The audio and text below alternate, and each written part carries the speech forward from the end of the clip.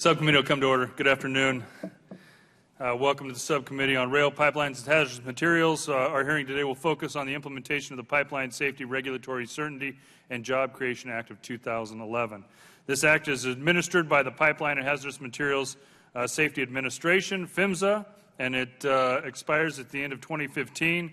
The United States has the largest network of energy pipelines of any nation in the world, and pipelines are energy lifelines that power nearly all of our daily activities. Pipelines are the safest and most cost-effective means to transport the extraordinary volumes of natural gas and hazardous liquid products that fuel our economy.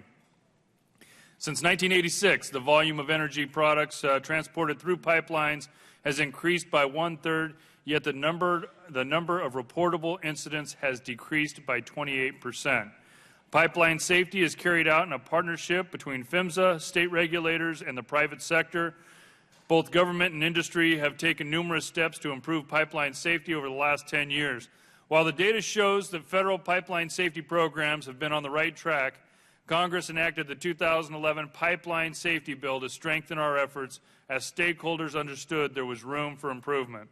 The law included 42 congressional mandates of PHMSA, of which 21 are complete, 13 are on schedule and in progress, and 8 have been extended beyond their deadline. As of April 23, 2014, PHMSA had issued 10 advisory bulletins, completed 5 reports, updated 2 parts of the Code of Federal Regulations, and issued 1 final rule. We look forward to hearing from our witnesses today on those mandates and PHMSA's progress at implementing the 2011 law. We believe in a risk-based, data-driven approach to pipeline safety that focuses private investment in pipeline safety on those areas of higher risk. As PHMSA develops rules to implement the mandates contained in the 2011 Act, it is critically important that we must provide regulatory certainty necessary for pipeline owners and operators to plan infrastructure investments, and do so with input from the safety community and industry. Doing so means maintaining a risk-based approach that applies cost-benefit principles to the development of rules and regulations. It also means doing the due diligence to ensure rules do not go beyond congressional intent, thereby creating uncertainty for the regulated community, which ultimately does not enhance safety. We will hear today that industry is also being proactive in its own safety initiatives to ensure best practices exist for things like inspections, detecting leaks, and safety training. We will indeed hear from folks on both the hazardous liquids and the natural gas sides of the community that developing a culture of safety is important to these industries and the communities at large. I'm looking forward to hearing about these initiatives. In closing, I look forward to hearing from our witnesses regarding these issues concerning pipeline safety. And shortly, we will hear from the Ranking Member, Corinne Brown, for 5 minutes for any opening statement she may have. Again, I'd like to thank our witnesses, and we will proceed with the Honorable Ms. Quarterman this afternoon. Thank you for joining us. Good afternoon, Chairman Denham, Ranking Member Brown, and members of the subcommittee. Thank you for your leadership on pipeline safety issues, and thank you for the opportunity to appear today to discuss the Pipeline and Hazardous Materials Safety Administration's oversight of America's vast network of energy pipelines and the progress we have made in implementing the mandates of the Pipeline Safety, Regulatory Certainty, and Job Creation Act of 2011. Before I begin, I'd like to acknowledge former Transportation and Infrastructure Committee Chairman Jim Oberstar and pass along my condolences to his family and his former colleagues. I know many of you worked with him, knew him, and were friends with him. Former Chairman Oberstar was incredibly smart and dedicated to making America's transportation network the best and the safest in the world, and he will be greatly missed. PHMSA is a little agency with a big mission. Over 2.6 million miles of pipeline cross our nation. These pipelines are a way to transport hazardous products that are essential to our way of life, our mobility, and our nation's economic well-being. Now more than ever, Americans are relying on pipelines for energy transportation, and they're expecting the companies who operate those pipelines to do so safely. Safety is the top priority of Secretary Fox, myself, and all of the employees at PHMSA. Prior to 2010, the nation's pipeline safety record was improving significantly. We implemented all but one of the mandates of the 2006 Pipes Act and closed almost all other then-pending NTSB recommendations. In 2010 and 11, a string of significant pipeline incidents brought an intense focus to pipeline safety. PHMSA received 42 congressional mandates through the Pipeline Safety Act, 27 NTSB recommendations, 16 OIG and 6 GAO recommendations following those incidents. We have taken a comprehensive approach to addressing these mandates and recommendations. In doing so, we are refining our policies and procedures, issuing advisory bulletins, reminding stakeholders of our expectations and their responsibilities, developing performance measures to drive safety, and strengthening our regulatory framework with the development of new regulations. As of right now, as the Chairman mentioned, PHMSA has completed 50% of the statutory mandates and made significant progress towards the remaining mandates with the intent of completing them all. Our hard work is driving the industry to operate pipelines more safely, and I'd like to highlight a few of our recent successes. We increased our penalty authority and for the first time can enforce oil spill preparedness regulations. We drafted proposed rules that will comprehensively update natural gas and hazardous liquid transmission pipeline transportation, including our integrity management requirements. Implementation of several key Pipeline Safety Act mandates and NTSB recommendations are contained in those rules. Also included is a comprehensive integrity verification process to satisfy multiple mandates from the Congress and recommendations that came from the tragic incident in San Bruno, California. Serious incidents, ones involving death or injury, continued their downward trend and reached a low of 25 in 2013. That is the lowest amount in 30 years. Further, fatalities were driven to a 5-year low, and injuries reached a 7-year low in 2013. We've reduced the time it takes to close an enforcement case by 65% since 2009, and we issued record proposed fines in 2013. We continue to engage the states and in the department's call to action for modernizing high-risk pipeline infrastructure, and many of our research and development efforts are addressing the complex challenges posed by aging pipeline infrastructure. We also focused our inspection program to better utilize data and revise protocols to target the greatest risk for individual operators, whether they be compliance issues or integrity issues. Our new state-of-the-art training qualification center will ensure we are providing and supporting our state and federal inspectors and preparing them for successful inspections. While the nation's infrastructure needs and the landscape surrounding energy products have changed dramatically since the Pipeline Safety Act was enacted, our focus on safety and the need for effective standards and regulations remain the same. Thank you for the opportunity to testify here today, and I look forward to your questions. Thank you, Ms. Quarterman. Don Santa, President and CEO, Interstate Natural Gas Association of America. You may proceed. Thank you, Chairman Denham. Good afternoon, Chairman Denham, Ranking Member Brown, members of the subcommittee. My name is Donald Santa, and I'm the President and CEO of the Interstate Natural Gas Association of America, or INGA. INGA represents interstate natural gas transmission pipeline operators in the U.S. and Canada. The pipeline systems operated by INGA's 26 member companies are analogous to the interstate highway system, transporting natural gas across state and regional boundaries. In the wake of the natural gas pipeline accident in San Bruno, INGA's board of directors committed the association and its member pipeline companies to the goal of zero pipeline safety incidents. While this is a tough and some would say impossible goal to meet, the emphasis is in the right place, a pursuit of excellence.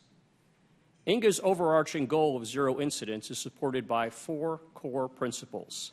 These are: 1, a commitment to a safety culture as a critical dimension of continuous improvement; 2, a relentless pursuit of improving by learning; 3, a commitment to apply integrity management principles on a system-wide basis; and 4, a commitment to engage with stakeholders at all levels. Together, these principles came to be known as the INGA Integrity Management Continuous Improvement, or IMCI, initiative. INGA supported the most recent reauthorization of the Pipeline Safety Act in 2011 as part of its commitment to improve pipeline safety. We also support implementation of the new law through regulations. While progress towards INGA's goal of zero incidents must continue, whether new regulations are issued or not, it is important and desirable that there be consistency between the voluntary commitments in the INGA Action Plan and the regulations that will implement the 2011 Act. INGA has engaged in active dialogue with PHMSA and other stakeholders over the past 3 years to achieve this goal. This has been constructive, and we have every reason to believe that the omnibus rule proposed by PHMSA later this year will reflect INGA's input. Still, these proposed regulations are behind the schedule that Congress prescribed in the 2011 Act. INGA acknowledges that regulations should be thoughtfully considered and include an analysis of costs and benefits. The practical consequences of this delay, however, is to erode the confidence of some pipeline companies that proceeding with the dedication of resources needed to implement pipeline safety commitments will be consistent with the final rules adopted by PHMSA. This hesitancy is rooted in the perceived risk that the rules ultimately might compel repeating steps in the Pipeline Safety Action Plan. This is not insignificant. For example, testing pipelines for material strength is both costly and disruptive because pipelines need to be removed from operation to complete the testing. This do-over risk creates a financial risk for pipeline operators and their customers, as well as the risk of more extensive operational disruptions than would be needed. This do-over risk should not be permitted to hold us back when we as an industry and our regulators should be moving forward. Our purpose here is to work collaboratively with PHMSA. Because the regulatory process indeed goes far beyond what PHMSA can control, INGA wishes to make the point that it is critical that these natural gas pipeline safety regulations be completed in a workable and timely manner. It is worth recalling that the title of the most recent law reauthorizing the Pipeline Safety Act makes the point. It is the Pipeline Safety, Regulatory Certainty, and Job Creation Act of 2011. Regulatory certainty is necessary to move forward. INGA pledges to play a constructive role in completing these efforts. Thank you for the opportunity to testify today, and I'm happy to answer any questions that the subcommittee might have. Thank you, Mr. Santa. Next witness is Craig Pearson, President, Marathon Pipeline, LLC, on behalf of the Association of Pipelines. Mr. Pearson, you may proceed. Good afternoon. I am Craig Pearson, President of Marathon Pipeline, LLC. Marathon Pipeline, headquartered in Findlay, Ohio, operates approximately 6,000 miles of pipeline in 14 states, mainly from Texas and Louisiana to and throughout the Midwest. Marathon transports crude oil and petroleum products to and from terminals, refineries, and other pipelines. The company safely delivers by pipeline an average of 120 million gallons of crude oil and petroleum products daily. Today, I am here in my capacity as Vice Chairman of American Petroleum Institute's Pipeline Subcommittee, speaking on behalf of the pipeline members of API and Association of Oil Pipelines. I am also a member of the joint API-AOPL Pipeline Safety Excellence Steering Committee, comprised of liquid pipeline executives who help lead industry to improve pipeline safety. AOPL and API pipeline members are engaged in numerous industry-wide pipeline safety efforts, which I will discuss in a moment. And I have been pleased to serve on PHMSA's Technical Advisory Committee for about 7 years. Liquid pipeline infrastructure across the United States benefits American consumers and workers. In 2012, liquids pipelines transported 14.1 billion barrels of crude oil, refined products, and natural gas liquids across more than 185,000 miles of pipeline. While pipeline provide good jobs to those who build and operate this critical infrastructure, all Americans benefit from liquid pipelines to heat their homes, to fuel their vehicles, harvest their crops, or power jobs with the energy and raw materials needed to manufacture most consumer goods. Pipelines are safe, reliable, and cost-effective for transporting energy liquids. In 2012, more than 99.999% of crude oil, petroleum products, and natural gas liquids transported by pipeline reached their destination safely. The safety records of pipelines is an understandable outcome of the major financial investment that pipeline operators make in pipeline safety each year. In 2012, pipeline operators spent more than $1.6 billion evaluating, inspecting, and maintaining the integrity of their pipeline systems. Efforts like those have been underway for more than a decade. The result is that over the last 10 years, the number of liquid pipeline incidents were reduced by over 60% and the volume by over 45%. While pipelines are a safe mode of energy transportation, liquid pipeline operators remain focused on continuous improvement with the ultimate goal of zero incidents. Earlier this year, pipeline members of AOPL and API launched the Pipeline Safety Excellence Initiative. This effort reflects the shared values and commitment of our members to work together to build and safely operate pipelines. The Pipeline Safety Excellence Initiative is driven by the shared principle of zero incidents, continuous improvement, and learning from other operators' experiences. The goal of zero is rooted in the belief that if we pursue perfection, we can achieve excellence. Through the continuous industry-wide pipeline safety efforts of numerous API and AOPL safety work groups, we decide on our priorities, we pool our resources, we share our learnings so that other incidents do not recur. Collaboration, cooperation, and sharing is occurring on a daily basis as we drive on our goal to zero. Pipeline operators have also begun the annual pipeline performance reporting to the public. We have also implemented an annual pipeline strategic planning process, which is designed to make sure that we are today working on tomorrow's priorities. This process has resulted in the following industry standards or guidelines. First, a recommended practice to manage, analyze, and respond to cracks. Second, a guideline to integrate data from all threats. Third, a recommended practice for leak detection. Fourth, a recommended practice for emergency response. And perhaps most importantly, a recommended practice for pipeline safety management systems. We are also accelerating research and development for improving inline inspection technology. We are promoting safety culture through industry-wide sharings of learnings, and we are also improving training and communication with our emergency responders. I look forward to discussing these industry-wide safety improvements efforts today, and going forward, we welcome the opportunity to work with this committee, PHMSA, and other industry parties on reauthorization of the Pipeline Safety Bill. Thank you, Mr. Pearson. Mr. Bradley, Ron Bradley, Vice President Gas Operations for PECO Energy, on behalf of the American Gas Association. You may proceed. Good afternoon, Chairman Denham, Ranking Member Brown, and members of the committee. My name is Ron Bradley, and I serve as Vice President of Gas Operations at PECO, which provides natural gas distribution service to 500,000 natural gas customers in southeastern Pennsylvania. I appreciate the opportunity to testify today to discuss the natural gas distribution industry, with particular focus on the high priority that the industry places on safety. At PECO, we have 6 core values: safety, integrity, diversity, respect, accountability, and continuous improvement. Safety is our first and foremost of these.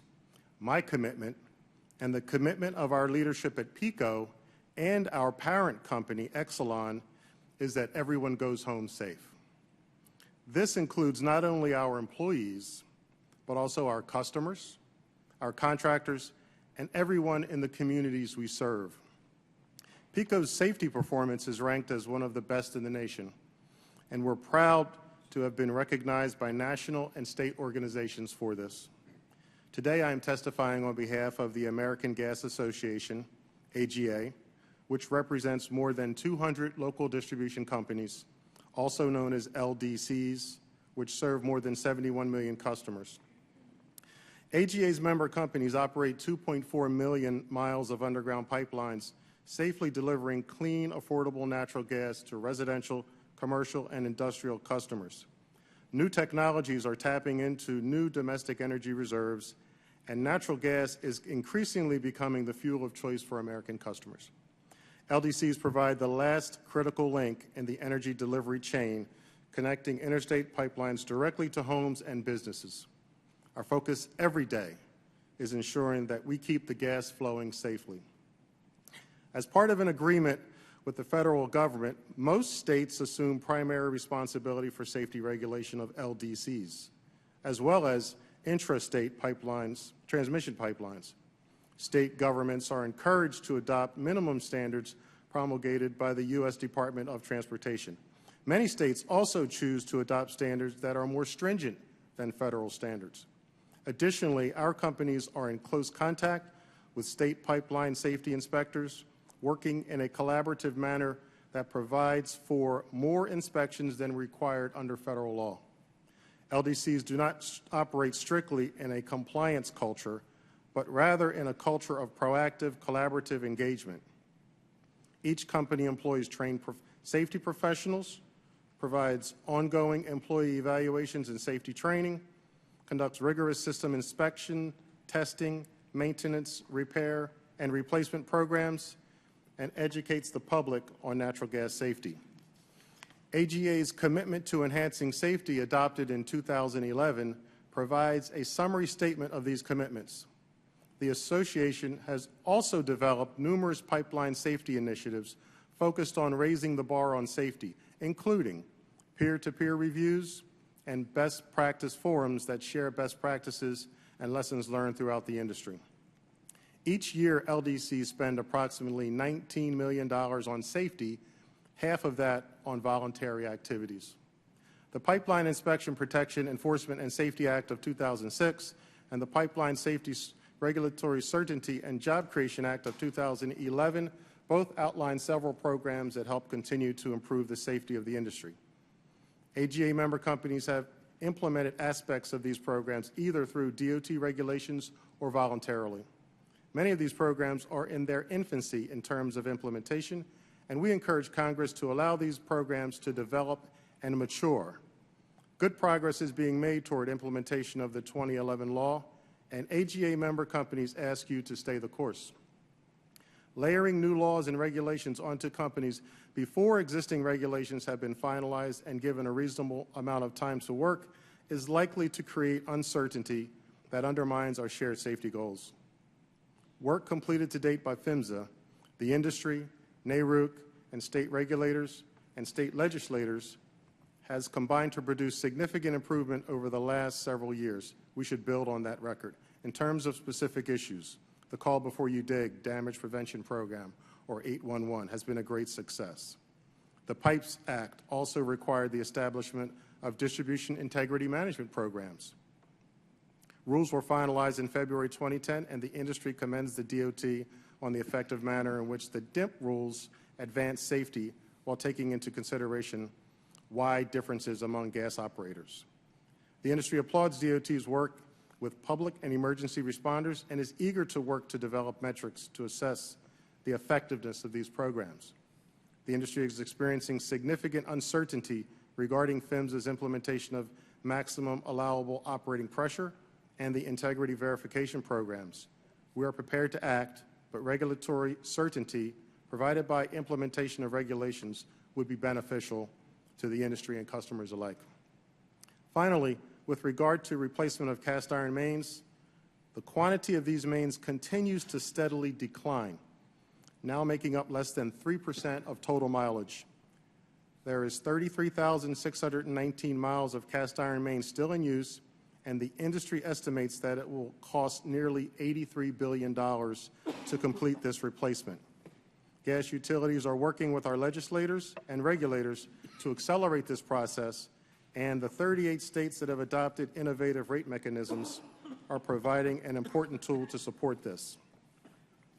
At PECO, we spend $20 million annually on our accelerated gas infrastructure maintenance program and $34 million on pipeline replacement overall. In addition to what I've highlighted today, my written testimony provides updates on the industry's efforts with regard to incident notification, data collection, and information sharing, and research and development. I am pleased to answer questions on these topics or any other topics you may have. Thank you. Carl Weimer, Executive Director, Pipeline Safety Trust. Mr. Weimer, you may proceed. Good afternoon, Chairman Denham, Ranking Member Brown, and members of the subcommittee. Thank you for inviting me to speak today on the important subject of pipeline safety. The Pipeline Safety Trust came into being after a pipeline disaster that occurred 15 years ago next month.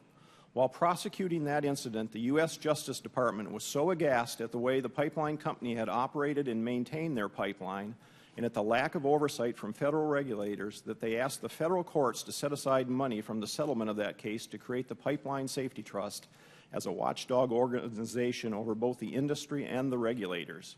We have been trying to fulfill that vision ever since. Reviewing the implementation of the Pipeline Safety, Regulatory Certainty, and Job Creation Act of 2011 is somewhat difficult because so many of the required reports and changes to the regulations have yet to be produced. The slowness of the reporting and rulemaking process seems at odds with the public proclamations of concern and action from the administration. While many are frustrated by the slow progress, it is difficult to know exactly where to lay the blame. PHMSA is certainly partially to blame since they have been slow to produce the required reports and regulations, but they have also been clear with Congress for a number of years now that they lack the resources needed to complete their mission in a timely manner. We also have noted that many times regulation and reports get significantly delayed by the Secretary's office itself or by the White House Office of Information and Regulatory Affairs. It would appear there is plenty of blame to be shared for the slowness in implementing many important pipeline safety initiatives. Even with this slowness and delay, over the past few years, progress has been made as evidenced by the reduction in the number of incidents that involve injuries or death to all-time low levels. The pipeline industry, regulators, the public interest groups have come together with a publicly stated common goal of zero incidents, a goal that will continually drive all involved to do even better. So while today I may criticize the implementation of some sections of the 2011 Act, none of us should lose sight of the progress that has been made over the past few years. PHMSA has in play a number of significant rulemakings that may very well address many of the key issues they were told to address in the 2011 Act, and are also concerns raised in NTSB recommendations. Things like expansion of integrity management, leak detection, automated shutoff valves, gas gathering lines, excess flow valves, depth of burial of stream crossings, and verification of operating pressures. We say these issues may be addressed because at this point we really don't know. While PHMSA has started the rulemaking process for many of these issues, for most of these items no actual rule or proposed rule has been produced. Some of these efforts started well over 3 years ago and the exact nature of the holdup is unclear. We ask that you request specific information from PHMSA, the Secretary's Office, and the White House Office of Information and Regulatory Affairs to determine where the holdup lies and what is being done to correct it. Concerned citizens and the pipeline industry alike are in a state of limbo regarding these regulatory issues because of the length of these delays. Congress also asked for non-rulemaking studies and actions in the 2011 Act, which are yet to be accomplished. The areas we are most concerned with include the availability of facility response plans, maps of high-consequence areas, a study of the transport of diluted bitumen, the report on excavation damage, and a report on gathering lines. The gathering line issue is of particular importance to us since we see thousands of new miles of gathering lines going into the ground each year, with the majority of them being completely unregulated. With the large increase in new pipeline infrastructure in some parts of the country, the aging infrastructure in need of replacement in other areas, and the increased complexity of risk-based regulations, we believe a significant increase in personnel to ensure the safety of the nation's pipelines are justified. PHMSA's 2013 budget requested funding for an additional 150 positions it said were needed to carry out its pipeline safety mission. PHMSA requested an additional $20.8 million to help provide additional funding to state programs where the majority of the pipeline safety inspectors are employed. We believe such increases in resources are needed and hope you will support them. In conclusion, as we move closer to the next reauthorization of the National Pipeline Safety Program, we would support a straight reauthorization of the current program with additional funding in the near term to allow PHMSA the time to finally produce all the rules and reports previously requested and address the long list of recommendations from the National Transportation Safety Board. Thank you again for inviting us to testify today, and I'd be glad to answer any questions. Thank you, Mr. Weimer. I ask unanimous consent that our witnesses' full statements be included in the record without objection. So ordered. At this time, I'd like to recognize Ranking Member Corinne Brown for any opening statement she may have. Thank you, Mr. Chairman. And I think I'm going to just go right to the questions. Mrs. Quarterman, at the last meeting, I asked a question during the hazmat hearing, but did not get a good response from DOT. So I ask again, what inspections and enforced resources do you need for hazard and separate pipelines?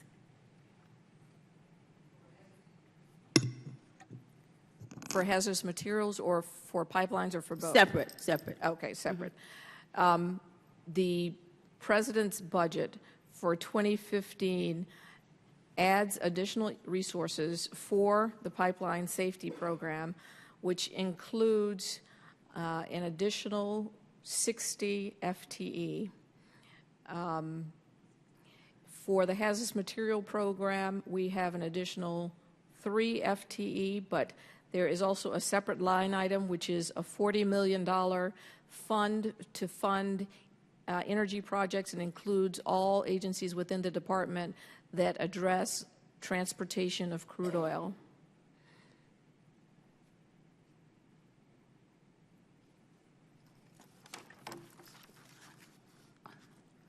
Many groups have voiced concern about the length of time it takes for DOT to finalize 2 major rulemaking.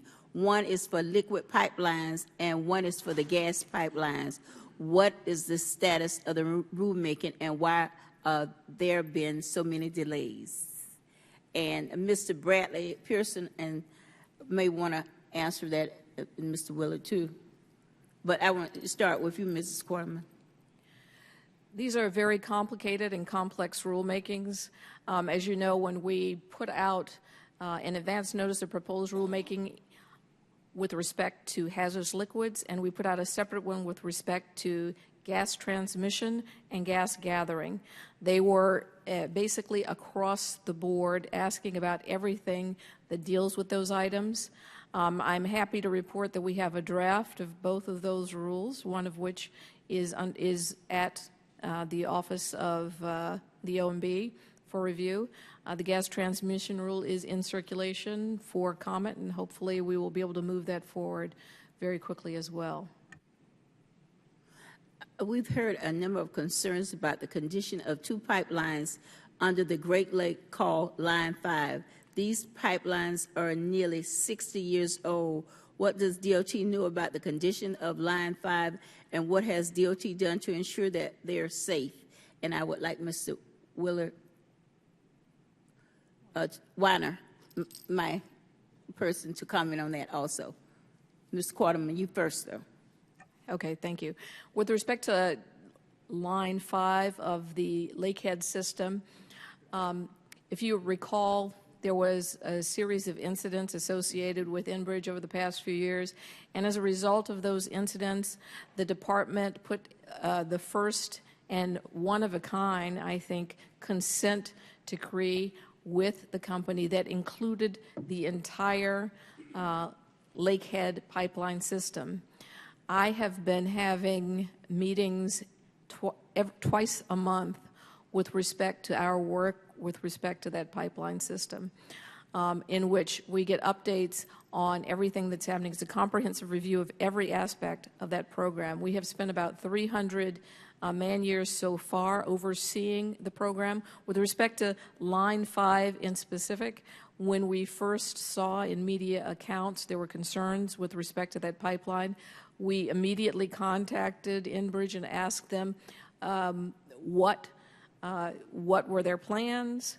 What were they planning to do with that line? And we began to look back at past testing information to see what we could learn about it. So we have, I've responded very recently to a series of congressional inquiries about that. I'm happy to share a copy of that response with you to give you a sense of all the testing that has been performed on those lines. Suffice it to say that the plan that Enbridge has with respect to Line 5 is to increase throughput on that line, but it is beneath the existing maximum operating pressure of that line.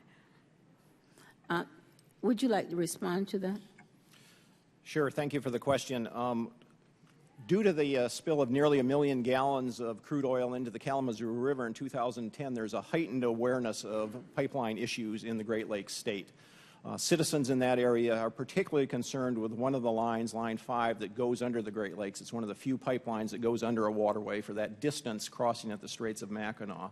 I think the main issue is that the company and PHMSA have not been particularly transparent with the people that have been asking the questions about what shape that pipeline's in, how it's been tested, what those test results showed.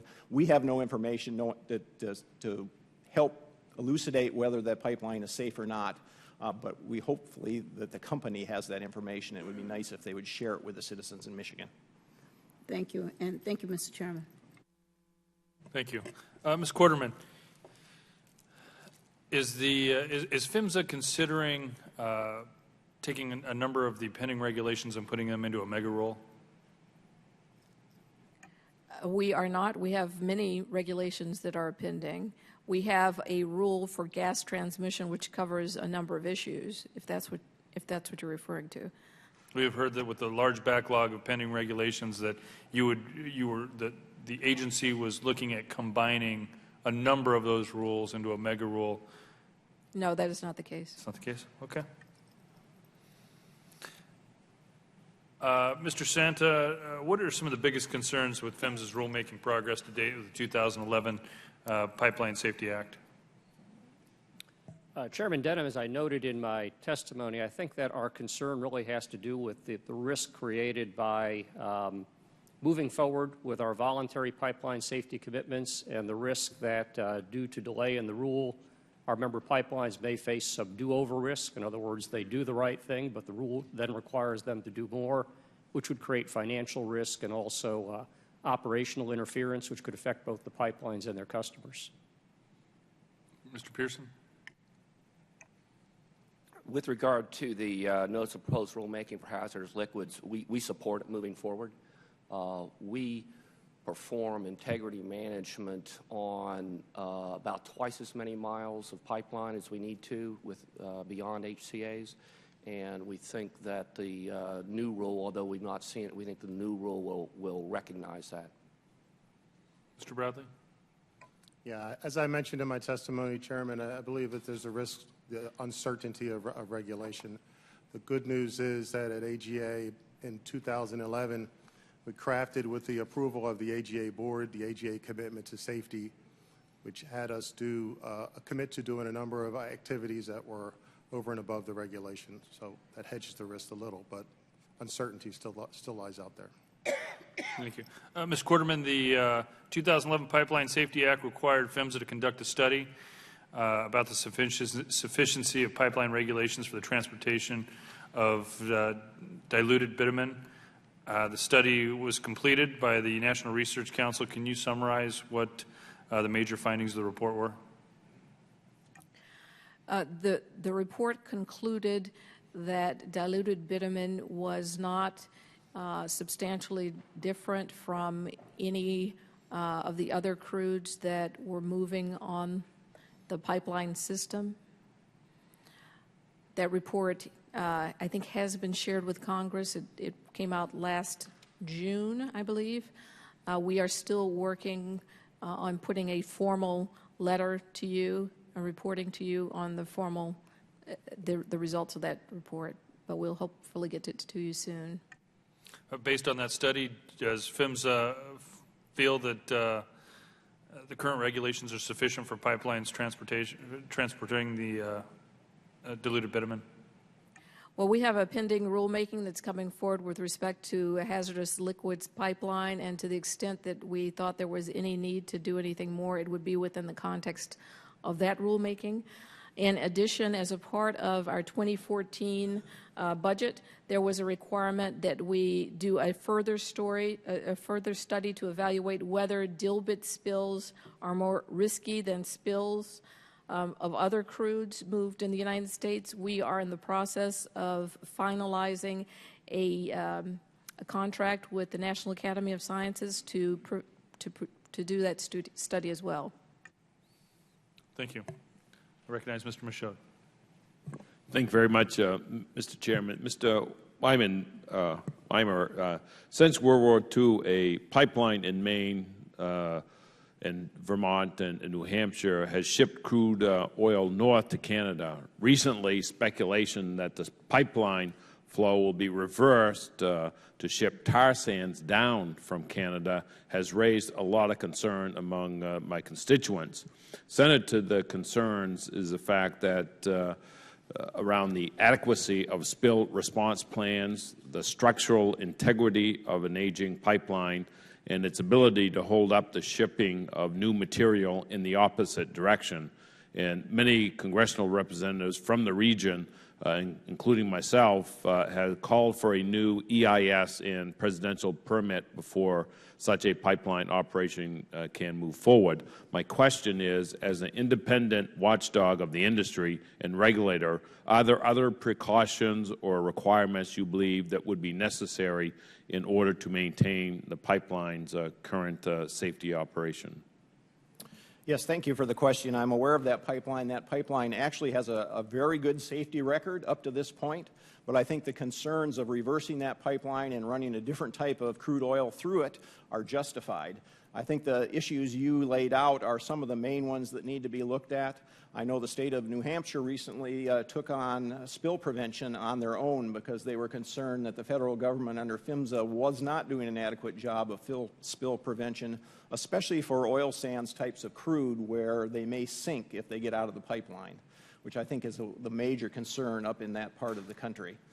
So I think the things you laid out, looking at the hydraulic changes, the different constituency of that pipeline, what that might do to a particularly stress on the pipeline and aging pipeline, and then spill response if that material should get out are the key things that people should be looking at. And the states do have some authority on spill response planning.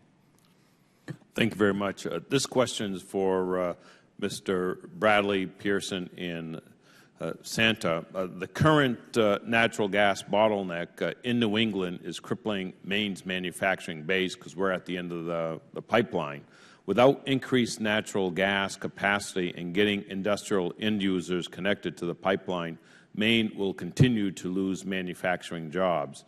A recent regional agreement between New England governors is a good start, but more still needs to be done. My question is, as representatives of the private sector, what more can be done at the federal, state, or local level to increase natural gas supply to Maine? We'll start with Mr. Santa. Thank you for that question, Mr. Michaud. We're well aware of the capacity bottlenecks in New England and the effect that that is having on the region's consumers and industry. INGA's members have proposed new pipeline capacity into that region.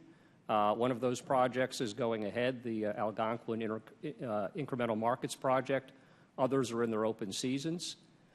We applaud the region's governors for their leadership through NESCO in proposing that the cost of additional capacity, and especially the capacity to serve electric generators, be defrayed by including those costs in ISO New England's transmission tariff. We also applaud some of the region's electric distribution companies, National Grid, United Illuminating, Northeast Utilities, for stepping up to be the anchor shippers on that project. So we're very hopeful that the region has reached a breakthrough here, and INGA's members are very committed to getting more pipeline into that market. From the hazardous liquids perspective, we have a bit different process to establish a new pipeline. And as you know, pipelines connect supply with demand. And as demand changes, supply changes, we've got shippers that when they have a strong need to make a movement in a particular direction, they'll make commitments that enable the capital to expand a pipeline. Thank you for the question. As an LDC in the last link in the line, we are downstream of New England. One of the things we want to make sure we do is to ensure that our customers that are on an interruptible rate do interrupt when they should, so we don't pour more gas off the line than we should, and our customers don't pull more gas off the line. We also want to make sure that our peak day demand is well appropriated, and we have contracts in place acceptably and demand contracts in place to move gas along the pipe.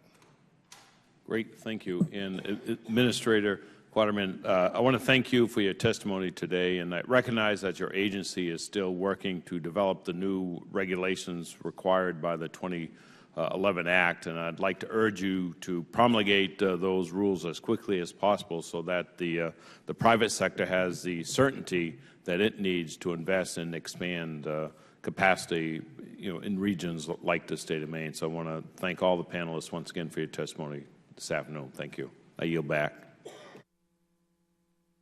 Thank you, Mr. Michaud. Mr. Meehan. I thank you, Mr. Chairman, and I thank the panel for their discussion. It's a very, very important issue. Mr. Santa, talk to me a little bit about the flow of gas right now in the United States. We've had a remarkable opportunity created by the discovery of shale gas, particularly in Pennsylvania and other kinds of places. My colleague from Maine discussing simultaneously, and I know upstate New York and others went through a very difficult winter in which we had the recognition that we've got trapped gas assets in the ground, but an inability to get them to the market as quickly as we'd like to. Obviously, I think we have implications globally to the extent we are able to. And my own observation sort of indicates that some of this is dictated by the inability to have the transmission lines for the gas sufficient to be able to move that. What's your observation on that? What are the opportunities here, and what are the impediments to being able to more quickly access this shale gas? Thank you for the question, Mr. Meehan. You're right. The changes that we have seen have been nothing short of revolutionary in terms of domestic natural gas production and also oil production due to the shale resources. This also has had a significant effect upon pipelines because it has caused, in many cases, this gas is located in places where gas historically was not produced. And so we're seeing changes in flows on the pipelines and some dislocations caused by that. The good part is that the industry and the market is responding. When you see those capacity constraints that are signaled by those high prices, as we saw, for example, this past winter with the polar vortex, it sends a very powerful price signal that new capacity is needed, creates the incentive for shippers to step up and pay for that pipeline capacity. So I do believe overall that the market is going to solve this situation. And you're right, with the Marcellus Shale, there's a remarkable amount of supply sitting literally on the doorstep of New England, but for the pipeline capacity to get it there. Is there an impediment to being able to get it there, or is it simply a market-based situation? There are a couple of things that could be done that I think could help to expedite the situation.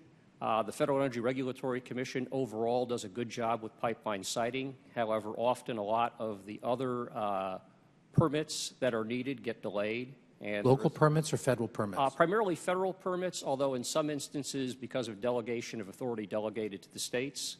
The House passed H.R. 1900 last year, which was a bill that was intended to assist that situation.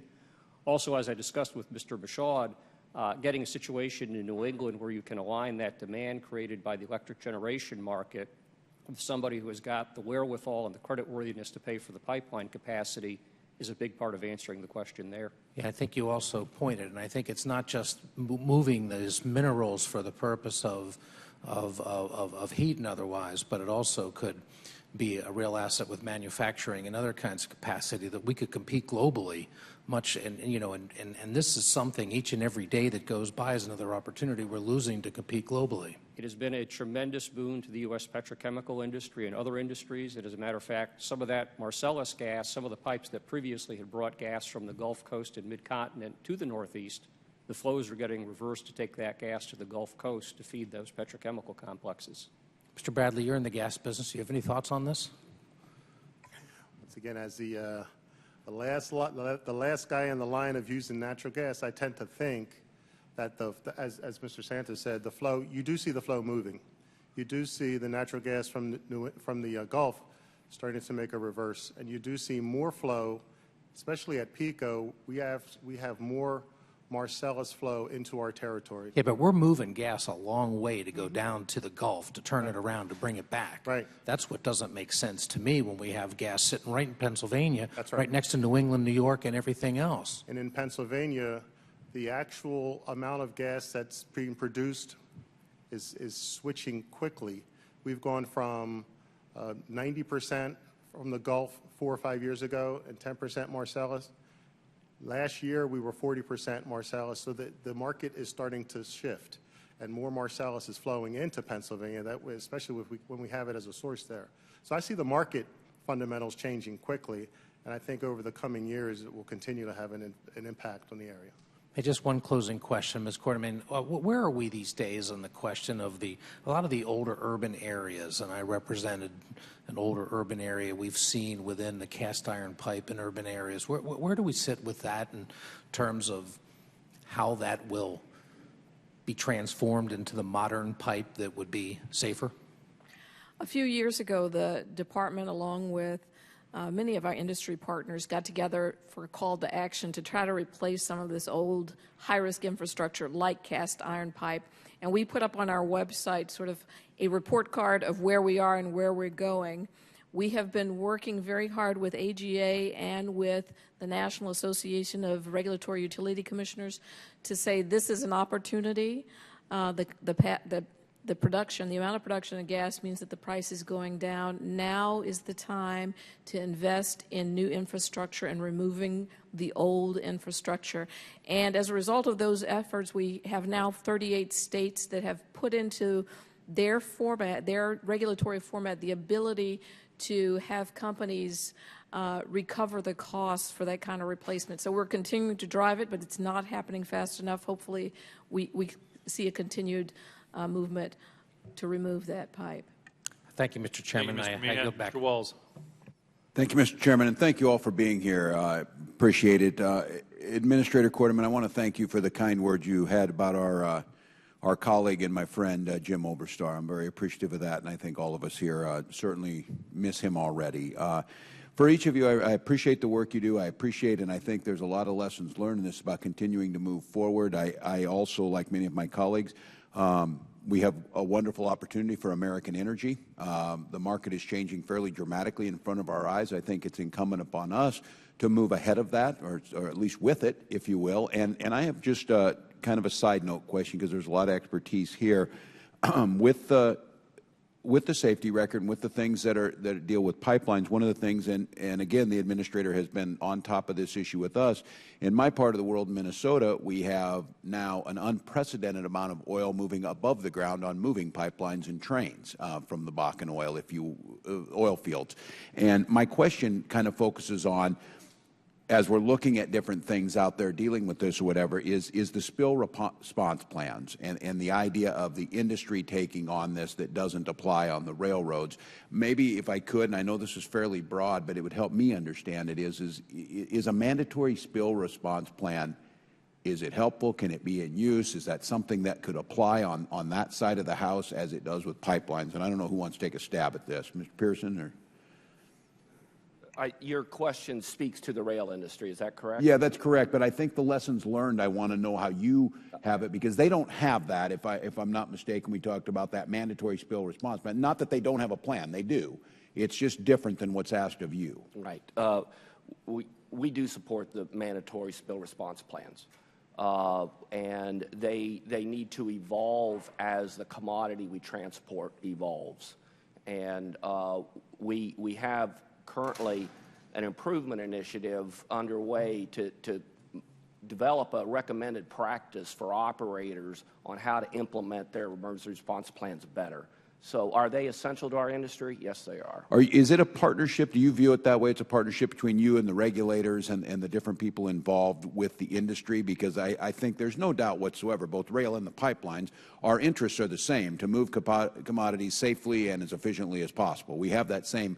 Is it helpful when you have input in that, or does it feel like the mandatory part of it's asking you to conform to that, or does it run both ways? I guess my question is trying to get the very best response plan for my first responders as well as the experts that are moving this material. The response plan is collaborative. We submit response plans. Our regulator has a chance to comment on them, and from that perspective, if they've got comments, it's collaborative.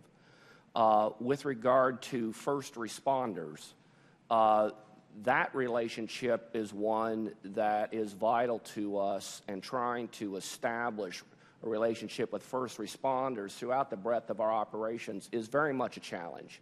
But quite often they will be there first or early, and they are a central component. We're working with them to try to improve the training, improve their training, improve the communication that we've got with them. That's the very same issue. That's what I thought, the very same issue you're hearing from them. It's the communication piece, the long-term training, the commitment, because it's very difficult, especially smaller communities, how you keep them trained, how do you get them out there. But I appreciate that, and with that, I yield back, Mr. Chairman. Thank you all. Thank you, Mr. Walls. Mr. Hanna. Thank you, Chairman. There's a theme here today, and I just want to ask a simple question. First of all, BTU, gallon for gallon, barrel for barrel. Is there a safer way to move product than underground?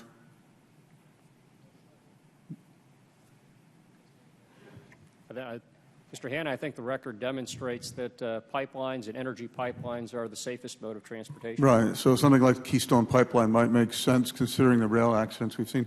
There's a theme that I started to go into here, but regulatory uncertainty, and I've talked to manufacturers of pipe and manufacturers of new products, liners for things like cast iron, which I know you're familiar with, I'm familiar with. The lack of regulatory certainty, and I respect the fact that Ms. Quarterman's here and you have other constraints, but 8 out of the 42 mandates implemented in 2011 are past their deadline. And we have a group of people here that uniformly, in particular Mr. Bradley spoke to it, find this to be an impediment to the work they're trying to do, the progress they're trying to make, in spite of the fact that the safety record has improved so much, and et cetera, and fines are apparently up. I'm not sure if that's a good thing or a bad thing, but you know, it's kind of blaming the victim too when these people are waiting for rules and regulations, willing to comply, anxious to find out what it is that they need to operate under, and yet they're at a loss for that. Do you think that you're keeping up with the industry and its demands, or would you? I mean, I'd just like a response, because you got 4 men who generally are upset that, if I don't want to put words in anybody's mouth, but feel constrained by the lack of product by your department, and I say that respectfully. I know you got a lot on your plate. Well, let me just say, we did get 42 mandates with the new act. However, we got no new dollars. So the fact that we have done 50% now without those additional resources, I think, has been great work on our part. The things that are far behind or behind are not so far behind that I think these gentlemen have to worry. When we talk about regulatory certainty, one of the things, there was a provision in the Act that required us to do something within 18 months. We said at the time the Act came out, there's absolutely no way we will be able to get to a final rule in 18 months. And in fact, during that 18-month period, we were only able to get through information collection to get enough information in order to go forward with a further rulemaking, because you need that information in order to be able to support the costs associated with the rule. So instead of going forward with the rulemaking, we did a notice to the public that said, this is what we are thinking of doing. This is the verification process that we think we will have when we do a final rule, and we welcome your comments on this before we could get to the step of making a rule. And we got comments on those, and we made adoption. So there is knowledge about where we're headed. It is just not in a rulemaking. And you're fully aware that you have a number of men in companies, big corporations. I live in, I represent the Binghamton area, Marcellus Shale, all of that, that are cooperative. They're begging for support, begging for help, begging for direction and certainty, and you can go a long way towards that. And I don't hear a single person that isn't willing to fully cooperate. Mr. Bradley? Yeah, if I may, as I mentioned in my comments, I think PHMSA has been working diligently. I think the good news is it's not hard to have a conversation with PHMSA. We are doing some things, and we look forward to continually working together with them as we close out on this. But don't want to be overly harsh. Mr. Pearson?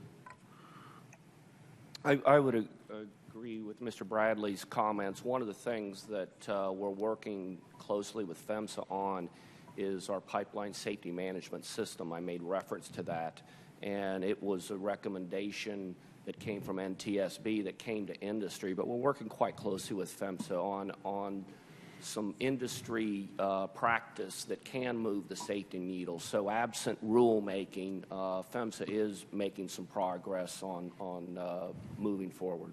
Thank you. My time's expired. Thank you, Chairman. Thank you. I'd like to recognize the gentlelady from California, Ms. Hahn. Thank you. And I did want to thank Chairman Denham for holding this hearing. I was one of those that asked for this hearing.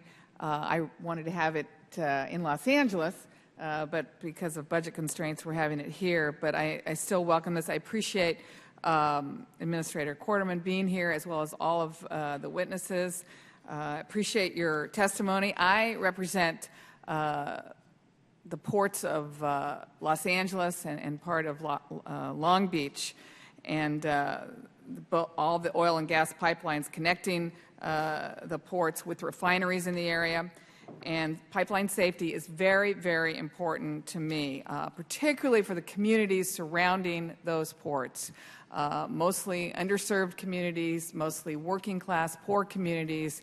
And if there ever was environmental injustice, it's with those communities. The burdens that they've had to bear because of living in proximity to our nation's economic engines is unfortunate. One of the communities, Wilmington, I've represented almost 15 years, once when I was on the City Council in Los Angeles and now here in Congress. Wilmington sits on one of the largest oil fields in the nation, has a ton of pipelines running underneath residences, schools, near soccer fields. Unfortunately, in March, a so-called idle pipeline burst, causing thousands of gallons of crude oil to spill into a residential street, which wreaked havoc on this community, not just when the spill occurred, but the enormous amount of cleanup that has to take place afterwards, heavy equipment, jackhammering, really huge inconvenience. And that's like at the best we're saying inconvenience. At the worst, people had health issues. A couple members went to the hospital. People were overcome with nausea, headaches. I went out on the site myself, and the smell of crude oil absolutely made me and my aide sick to our stomachs. I have a big issue. I'm proud of Congress for passing this act in 2011, and I'm proud of PHMSA for doing the best you can to actually implement some of these mandates. But I feel like there's a couple of loopholes, and this law expires in 2015, and if we are going to reauthorize it, I hope we look at some of the loopholes that I think still exist. I appreciate all of you talking about all the work that our pipeline owners and operators are doing, many of them on a voluntary basis, and thinking about pipeline safety every single day. The problem is I had an incident where the pipeline operator didn't think about pipeline safety every day. In fact, hadn't thought about it for 15 years. This company purchased a pipeline from another company and assumed it was idle and never inspected it. State of California, the fire marshals obviously never held them accountable. You know, what happened was it leaked and caused great injury to this community. So part of what I've learned, and correct me if I'm wrong, is that there's really no such thing as an idle pipeline. It's either active or abandoned. And if it's active, it has to be inspected, and we have some verification of that. If it's abandoned, it has to be sealed off and filled with some material. So the fact that they even classified this as idle, and the California fire marshals allowed them to classify this as idle, brings up a huge issue to me, that there's some misinterpretation of our federal regulations. So I guess I would ask you, Ms. Quarterman, how do you communicate with states or other regulatory agencies on how federal law should be interpreted? And what kind of evaluations take place within PHMSA to evaluate how our states are following the law? This was a huge loophole, really unnecessary, and resulted in a tragedy, mainly because we have this honor system of how we allow operators and owners of pipelines to exist. We have partnerships with 52 different state agencies, everyone except for Alaska and Hawaii. All the other states have adopted. And what they're required to do is take the federal laws that are in existence and create a state law that has, at a minimum, exactly what are in the federal laws. If they want to add on top of that additional requirements based on their state conditions, they may do so. But they were interpreting this wrong. I agree with you on that. I don't know if the California State Fire Marshal Organization interpreted it wrong. I understand the operator interpreted it wrong, because you are absolutely correct. There are active pipelines and there are abandoned pipelines. The term idle pipeline does not exist in the pipeline safety logs. So if you have a pipeline that is active but idle, you still have to meet the requirements of the law. Yeah, this one was not inspected for over 15 years. I'll take a second round if we have it. Gentleman's time's expired. Yes, ma'am. Mr. Massey from Kentucky. Thank you, Madam Chairman. Mr. Santa, Mr. Pearson, or Mr. Bradley, I'm an engineer, and so I'm interested in some of the technical details here. Can you describe any of the technologies that your companies or member companies have adopted voluntarily over the years, the new technologies that allow you to inspect pipelines? Because just because we don't see somebody come out and look at the pipeline, I think, doesn't mean it's not being inspected. Mr. Pearson, just generally, could you describe some of those technologies? I'll speak to inline inspection technologies. There are about 6 different technologies now, and it's evolving. It's probably moving more towards 7 or 8. And if you think about a medical issue where you use an X-ray to look for some issues, you use an MRI, there are different technologies to look for different issues. There's 2 main technologies. One is ultrasonic and the other is magnetic, and they orient the signals to find certain flaws. So there's a lot of work going on. We are accelerating our research and development in the pipeline industry to help find cracks in weld seams that we can't find today, and there is a lot of work going on, and it is highly technical work. Probably beyond our ability in Congress to comprehend. But no, so how would you, for instance, monitor corrosion in a pipe without actually going to that location physically? Using inline technology, there's about 3 different tools that we would use depending upon the type of corrosion you're looking for. So there's different types of corrosion which need different technologies to find them. All right. Mr. Santa? Very much the same as Mr. Pearson said. The improvements in the ILI, or inline inspection technology, are quite remarkable. Also tend to be referred to by the term smart pig, referring to the cylindrical devices that are put into the pipeline and then the ability to attach the diagnostic tools to them. A lot of the focus following the 2002 reauthorization and the implementation of the first integrity management program for the gas transmission pipelines was on corrosion. Now we're expanding out to develop devices that can be used for other purposes. For example, it is hoped that we can develop inline inspection technology that can test material strength and therefore be applied to a lot of the testing that is likely to be required pursuant to PHMSA's new regulations.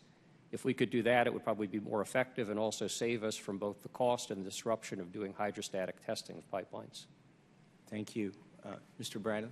Thank you, sir. Just a few ideas. I know someone mentioned earlier cast iron pipe lining, so that's another way to extend the life, although predominantly what we're doing in the industry is retiring cast iron and replacing it with more modern materials. We've expanded the use of excess flow valves on a distribution side so that we can go from single-family units up to multifamily units or small commercial properties. And as we put more plastic in the ground in the residential and commercial areas, we've gone to newer technologies to make sure that we can find it using GIS, tracker systems, marker balls, different things that are out there that help us so that we can help reduce underground damages as we go forward. So in the time that I have remaining, I want to go from the technical side to the people side. How important is it to do public education in communities where the pipelines are located? Mr. Pearson? One of the most dangerous failures that we can suffer is one caused by third-party damage, where someone doesn't call 811. And typically when there is excavation near a pipeline, it means that people are nearby, and the pipeline can be perforated, and then you've got a real safety issue. So we very, very much support getting the word out on 811. We also support the notice of proposed rulemaking that PHMSA is working on to improve damage enforcement in the states. The states have this authority, and PHMSA is moving them to use the authority to make sure people call 811. I just want to say, in my neighborhood, the pipeline is a very good member of the community. It's unseen, but for instance, every year they show up, and it's not what you would call high-risk community. It's rural. They give a ball cap to everybody that lives anywhere near it, and a refrigerator magnet, and nobody has an excuse for not knowing to call about digging before they dig. So it's been a good experience in our community. Thank you. Mr. DeFazio from Oregon.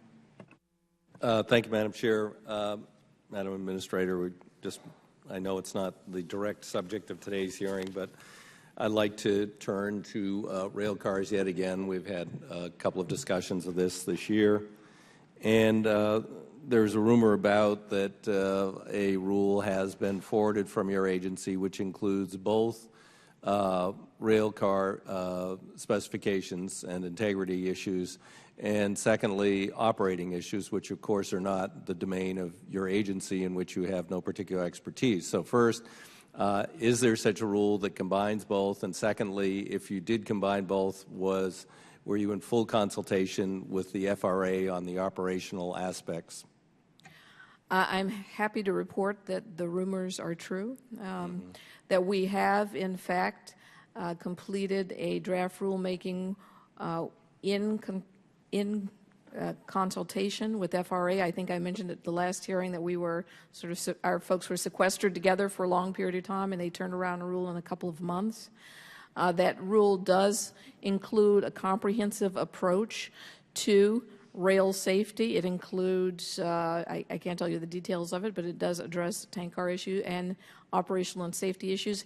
As to jurisdictional oversight, PHMSA is responsible for the movement of hazardous materials by all modes, which is not just packages, but also all the operational considerations that go with those movements as well. So right, but rail movement is an incredibly complicated issue, and but in any case, you were in full consultation with the FRA, and Absolutely. Whatever it is that has been forwarded, they deem to be practicable and they're in agreement with. Absolutely. Joe Szabo and I have been like this. Okay. So can you tell me where this is now residing and when the public might see it? It is in the Office of Management and Budget, their OIRA office. They have, pursuant, I think, to an executive order, a 90-day period by during which they review the rule. I don't know what day we are on now in that review process. Of course, they can take longer or shorter. We're encouraging them to move as quickly as possible. Well, I mean, I don't want to get in trouble here, but what does OMB, other than, I know they have to do cost-benefit analyses, but what other expertise can they bring to bear if they're, if they're sitting around, if they are actively considering the rule? Well, they have many questions about the rule, the practical effects, the economic effects. So they're forwarding questions back to you and asking that We've you been respond. meeting on not a daily basis, but I would say we've been meeting with them on a weekly basis with respect to this rule. So at this point, if I want to express the urgency of getting a rule out, I should direct my attention to the OMB. Okay. Thank you. One other question. I have sat on the committee for a number of years, and we've been through 2 reauthorizations since I've been here. And one that was a particular concern in a number of incidents was distant capability of shutting off, automated capability of shutting off pipelines without having to dispatch someone to the site and having the time that elapses. And we don't have a rule there. Is this just such a problematic technology, or are we making progress on this? Why aren't we there yet? We are making progress on this. It was one of the items within the Pipeline Safety Act. We did 2 separate advance notices, one on hazardous liquid and one on gas transmission. Included in both of those were questions related to both leak detection and automated shutoff valves. There was a requirement with respect to both of those. We had to do an independent study. We have done that study, and we are in the process of drafting a rule to address those issues. Okay. Thank you. Thank you, Madam Chair. My time is about expired. Thank you. Mr. Williams from Texas. Thank you, and thank all of you for being here today. We appreciate it very much. First of all, in full disclosure, I'm from Texas, and we've got pipelines are important to us in Texas. They're important to us in my district, which has the Barnett Shale and Comanche Peak Nuclear Plant, and I'm a big private sector guy, and I think that I believe we've got too many government regulations in our life. My first question to you is, Mr. Santa, I was hoping you could speak about how important regulatory certainty is for expanded demand and oil and gas needs between now and 2035. Thank you for the question, Mr. Williams. There is going to be a significant need for new midstream pipeline infrastructure in the United States between now and 2035. As a matter of fact, the research arm of INGA, the INGA Foundation, recently released an update of its report on this, addressing the natural gas side of the equation. That report indicates the need for some 339,000 miles of midstream pipeline between 2014 and 2035. Admittedly, the bulk of that is going to be smaller diameter pipe, primarily in connecting all of this new gas supply. There's also going to need to be almost 13 million horsepower of natural gas compression added during that period, and the total cost for this is going to be approximately $200 billion. While the report covers about 20 years, the bulk of this is going to be needed over the next 5 to 10 years. The report also covers both crude oil and natural gas liquid infrastructure, where there also is going to be a significant demand for new midstream pipelines.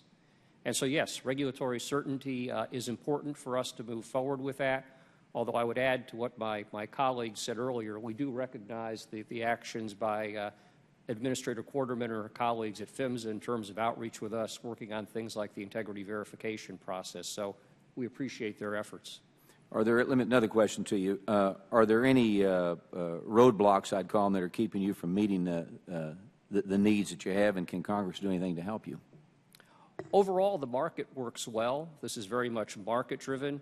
Also on the interstate natural gas pipeline side, the Federal Energy Regulatory Commission does a very good job. There are some issues associated with the host of permits that one must get in addition to a Ferc certificate. These are often pursuant to other federal laws and other federal agencies and sometimes delegated to state agencies. Mr. Pompeo's bill, H.R. 1900, which was passed by the House late last year, if that were to be enacted in law, we think it would be a step in the right direction in terms of giving Ferc some effective enforcement authority on those other agencies. Thank you. Mr. Weimer, a couple of quick questions for you. And what I'm going to ask you today are focused on the review, approval, and siting of new oil pipelines. And I know this topic is largely a state function and maybe a little beyond this committee's jurisdiction. I'd like to hear what you have to say about these questions. First of all, what's the Pipeline Safety Trust view on the review, approval, and siting of new oil pipelines? Well, I think to sum it up, it's kind of a mess in this country right now because unlike natural gas pipelines where you have a Ferc process for interstate natural gas pipelines, there's not one place that either the public, local governments, or the industry can go to figure out how to put a liquid pipeline in the ground. If it crosses an international boundary, you get into the State Department like we have with Keystone. If it doesn't do that, then it falls on state by state. Some states have siting authorities, some don't. If they don't, then it falls county to county or municipality to municipality. So it's a real patchwork of trying to put a new liquid pipeline in the ground. So I guess I would ask, does your organization support current law letting states have jurisdiction over siting and review of siting and review of new oil pipelines? Yeah, we certainly do support that. In Washington State, where I'm from, we have an energy facility siting evaluation committee that works very well with siting of those types of things. And would you also separate the process of new oil pipelines versus interstate natural gas transmission pipelines? Well, I think there needs to be a better process, whether it falls under something like Ferc for interstate natural gas or whether it falls state by state or some other agency looking at siting of oil pipelines. We just need a better process than what there is now. Well, do you believe there are benefits to the Ferc approach?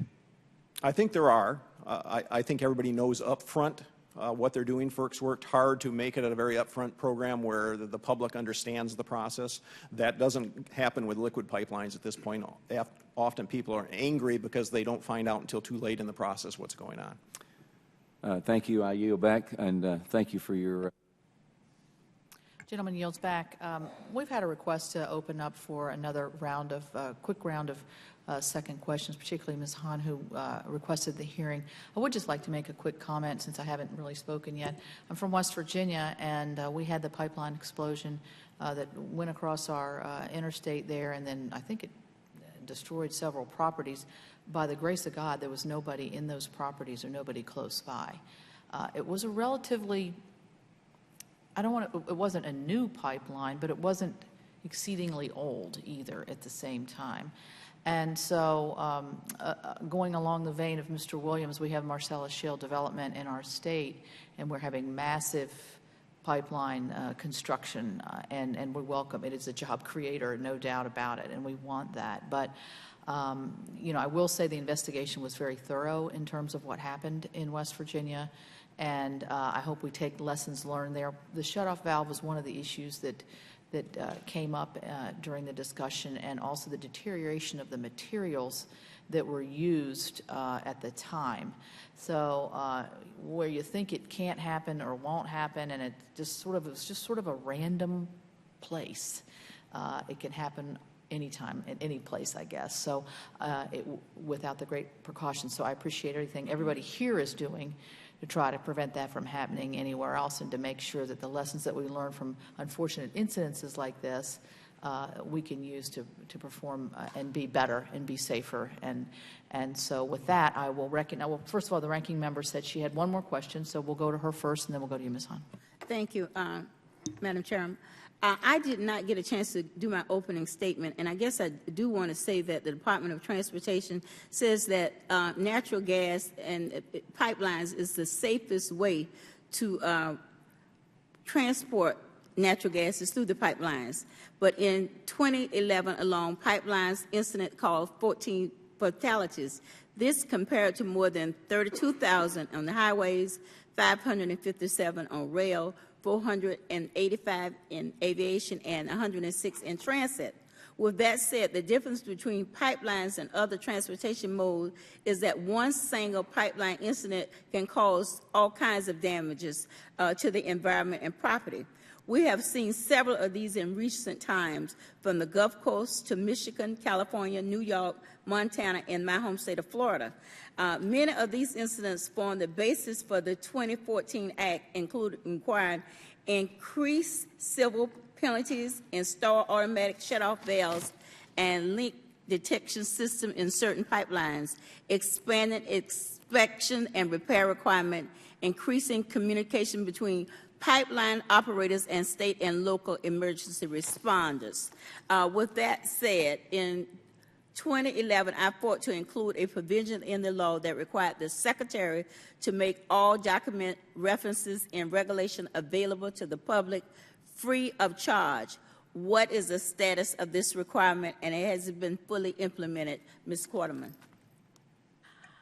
Yes, I'm happy to report that the requirement that the documents that have been incorporated by reference, we have been able to put, we have reached an agreement with all except one of the standards agencies to put those items on the internet for free.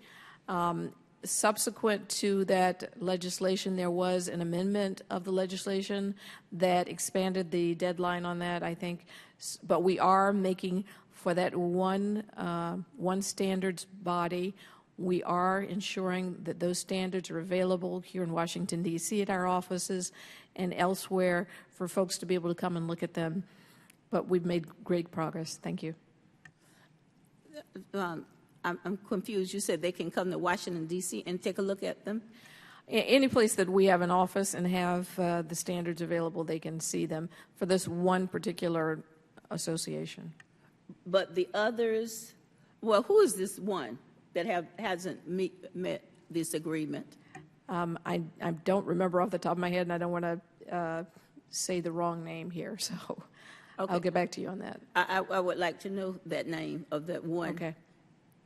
Group that have not agreed to it, because basically the local respondents need to know and be able to, they can't afford, each little community can't afford to purchase the regulations, and that's what we discussed, and it is a part of the law, and I really would like to know when the entire provision has been implemented. Also, I understand that there are more than 200,000 miles of U.S. lines that's unregulated. Can you explain why this is a major concern, and what is your recommendations, what we need to do about it? I assume you're referring to gathering lines. There was a requirement in the Act that we do a study on gathering lines, which we have drafted. It's in circulation, and we hope to get it to the committee very, very soon. We also have that in consideration in the pending rulemakings, how to deal with gathering. Would anyone else like to respond to that? Yes, sir. Yes, the gathering line issue is one of our major issues. For instance, just a couple years ago, there was 10,000 new miles of pipelines that went into the state of Pennsylvania. 9,200 of those miles were totally unregulated rural gathering lines that run past people's homes. While the Marcellus Shale has been a great economic opportunity, it's also putting people at risk, and the regulations haven't kept up with that. So what is your recommendation? Well, we feel that gathering lines that are the same size and diameter and same risk as the gas transmission lines ought to be regulated the same as gas transmission lines, and we're hoping that's what PHMSA is recommending as they come forward with a rulemaking. Okay. Well, thank you. Thank you. Thank you.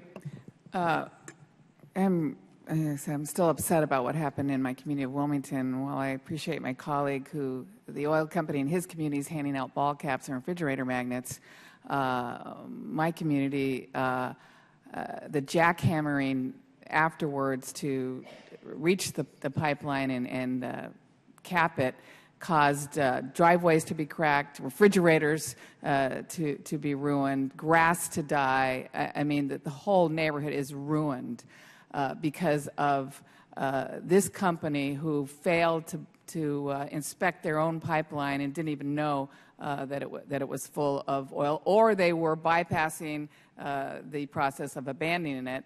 Again, it caused huge havoc in this community.